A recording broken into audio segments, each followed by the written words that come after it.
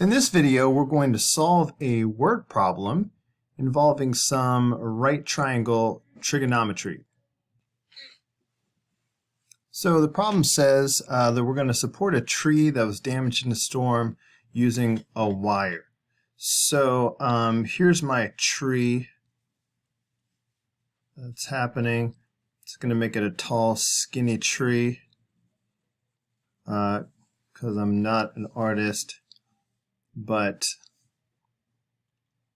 I need it to be as sort of pole-like as possible. Alright, there's my tree. Now, it is supported by a 12-foot wire. Alright, so this is going to be my 12-foot wire. Secured to the ground, to the tree at a point 10 feet off the ground.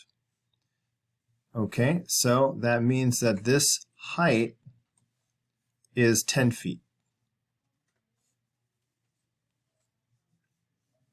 The tree meets the ground at a right angle, of course. Now, at approximately what angle does the wire meet the ground? So here's the wire, here's the ground. So this is the angle where the wire meets the ground. So we are going to use our sine, cosine, and tangent skills. We often refer to the acronym SOHCAHTOA. SOHCAHTOA, which reminds us of the three definitions of our trig functions. Sine is opposite over hypotenuse, cosine is adjacent over hypotenuse, and tangent is opposite over adjacent. To use this effectively, we need to label all of these sides, starting with the hypotenuse, which is always across from the 90-degree angle. So this is the hypotenuse. Next, if you circle the angle that you're dealing with and draw an arrow, that arrow is always going to be pointing at the opposite side. The other side is going to be the adjacent side, but I'm noticing this is completely blank. There are no numbers or variables here, so this is not going to be used. So this is how we tell which trig function we're going to use. We have opposite and hypotenuse. Which one of these functions involves opposite and hypotenuse?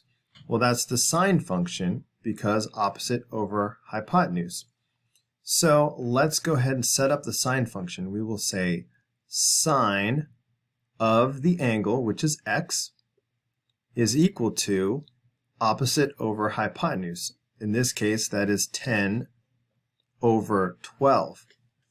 When the variable is inside the trig function, you have to solve it by doing the inverse.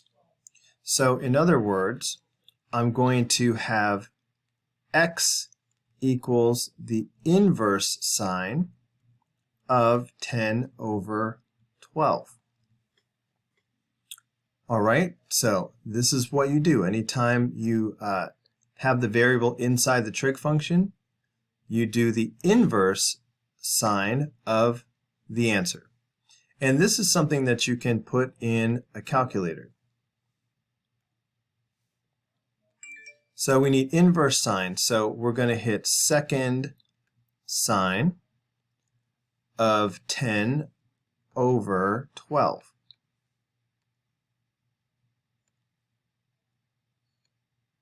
Make sure your calculator is in degree mode, not radians.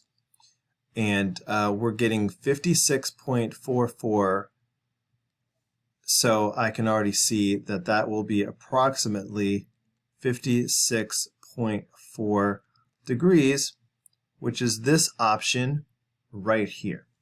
So let's go ahead and check our answer and feel good about ourselves. Kabam! That was the right answer.